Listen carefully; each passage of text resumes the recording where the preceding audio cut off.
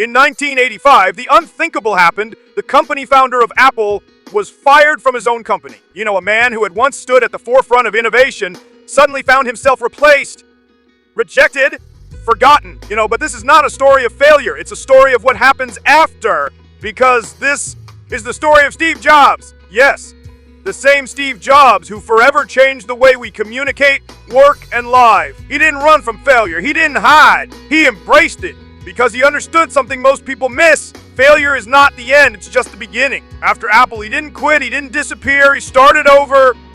No big stages, no cameras, just raw passion, unshakable focus, and the courage to dream again. He created NEXT, a new venture, bold and futuristic, and he took a massive chance on a struggling animation studio no one believed in. You've probably heard of it now. It's called Pixar. Oh, wow. Think about that. The man who was told he was finished went on to create not just one, but two revolutionary companies. And guess what? Those failures were the exact experiences that led to the greatest comeback in tech history. When Apple called him back, Steve didn't just return, he reinvented the company with ruthless focus, insane creativity, and a fiery passion for simplicity.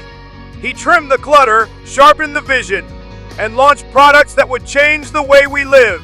The iMac, the iPod, the iPhone, none of it would have happened without the failure that came before it. Oh yes, Steve Jobs understood something most people ignore. Failure is not your enemy. Comfort is. He once said, and I'm paraphrasing here, you've got to be willing to crash and burn. That's the only way you find what really matters. Because every rejection, every setback, every wrong turn is shaping you for something greater. Let me ask you something. What if that failure you're facing right now is the best thing that could have happened to you? Steve believed that the dots only connect when you look backward.